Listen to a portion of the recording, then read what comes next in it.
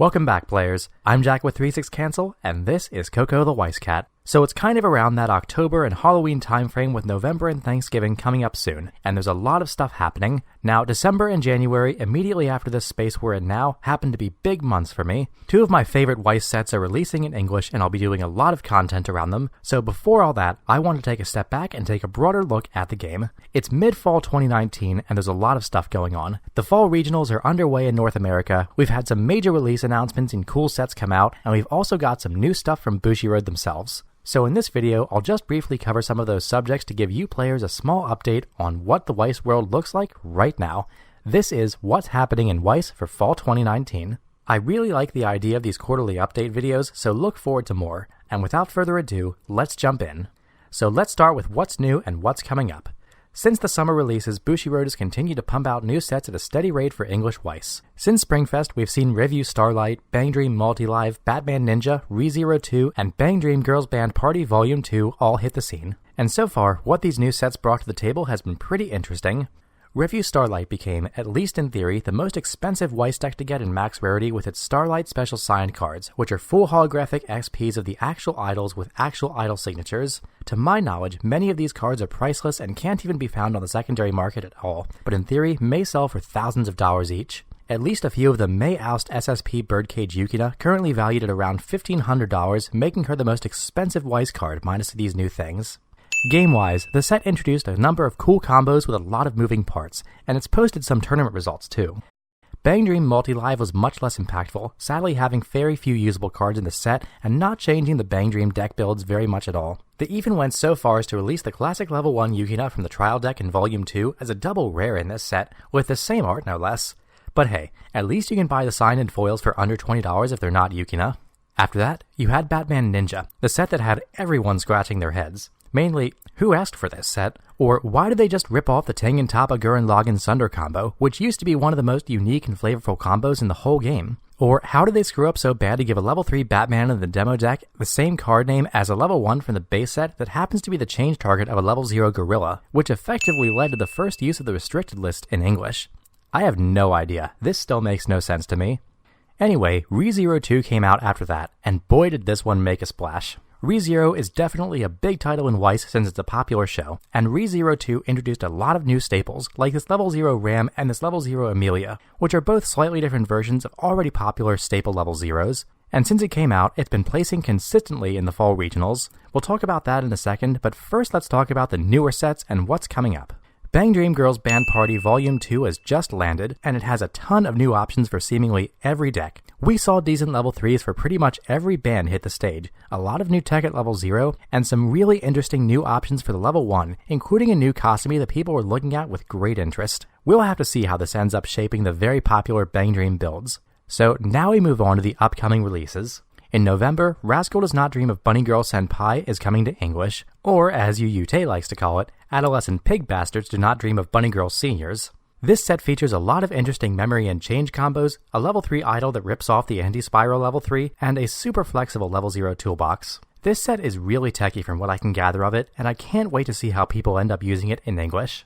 After that, we have Heaven's Feel in December and Goblin Slayer in January. You guys already know how I feel about those sets, and if not, check out the full set preview videos I made for them. But if you don't feel like doing that right now, I'll just say I'm super excited for both. The furthest release info we have after that is SAO Alicization, which will make Bushi boatloads of money just on the merit of being SAO. Unlike previous sets though, this new SAO set has different traits than either avatar, weapon, or net, so many of the characters will have to be used in standalone decks. I'll be very interested to see how it compares to the classic SAO, or if you'll still see Last Shot and Zekken everywhere.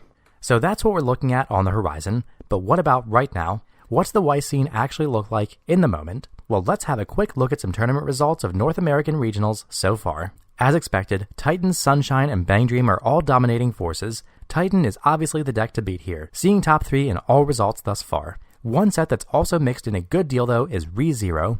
Since the second set gave players a few more options and really stabilized the level 0 game for the meta deck, you're seeing a lot more ReZero on the serious tournament scene. Honestly, I didn't see this coming, but I'm really glad to see another set break into that top 3 spot in multiple tournaments. And what's more, every deck that's placed so far in the fall has a pretty different level 3 setup, including one that's straight up running Beetlejuice in hands. So this is exciting. Overall, these fall regionals have worked out as many have already predicted.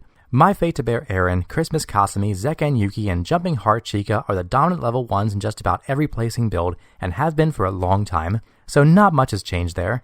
Despite many new releases in 2019, the best level 1 game from 2018 still seems to be the engine that runs a decent portion of the meta decks this year. On my end, there's less Review Starlight and less Gun Gale than I thought there would be this fall. Also, no Konosuba in top 3 as of yet for these regionals, even though it's showing pretty big, which I'm also kind of surprised about. But then again, not really, since every time I try to pilot that deck, it seems to hate my guts. When the circuit is over and we hit Worlds, I'll talk a lot more about the 2019 meta and how it's shaped up. But for now, let's keep moving.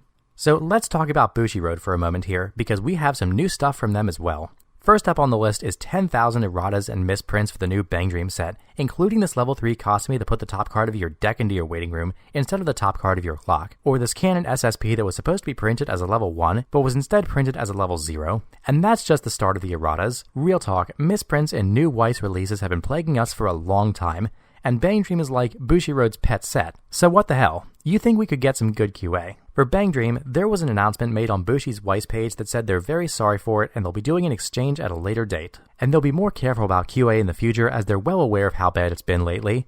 In more or less words. I don't know. I'll believe that when I see it. I'm just looking forward to all the errata for Goblin Slayer. Second, there's big news because Bushi Road just announced a new Climax trigger for Weiss. This will be on a yellow Climax and right now it's translated as Choice. I don't think we have an official English translation right now, but to my knowledge it's a 1k1, and when you trigger it, you can choose a character card with a soul icon in your waiting room and either put it into your hand or put it into your stock. My immediate thoughts on this are, well, most characters with soul icons on them are level 3, so most of the time this will be your choice of whether to put a level 3 from your waiting room into your stock or into your hand. And what you want to do with it is going to vary greatly depending on the game state. It's a pretty interesting trigger to add. I could see it being pretty good in some cases. Only being able to salvage level 3s is strictly worse than a gate, and stocking a level 3 is marginally worse than bag in some ways, but being able to choose either one changes the equation a little bit. What really interests me about this Climax is the potential that this could be the first new iteration of Climax triggers. After all, we just saw Standby hit English not too far in the past to give red its long-awaited second trigger icon. So now yellow will have 3, and all the other colors will have 2. I can't help but wonder if Choice will become a series, with the choices varying with the color the icon is on, or if we'll see 3 totally new icons. Maybe we won't at all. Who knows? Either way, as English players, we won't see this at least for probably half a year, so we'll have to look to Japan to see how this shapes up. And finally, a crazier announcement from Bushi Road is that they're releasing yet another card game.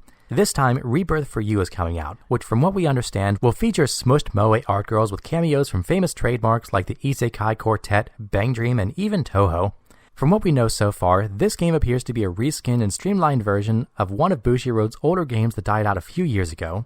Personally, I don't get it. To me, it just looks like playing War. You know that card game you used to play at camp when there was nothing else to do and you were too young to understand poker? With deformed art of big franchises. I have no idea if there's an English-speaking market for this, but I'm certainly not a part of it. We'll just have to see whether or not it ends up on the shelves of your LGS, won't we?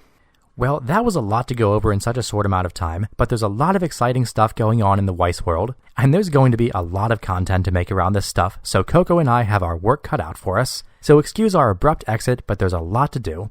Before we get a bunch of pre-ordered boxes in the mail, there's still sets to talk about, decks to tech, and above all, games to play. So we'll see you across the table, players. And as always, thanks for watching. Peace.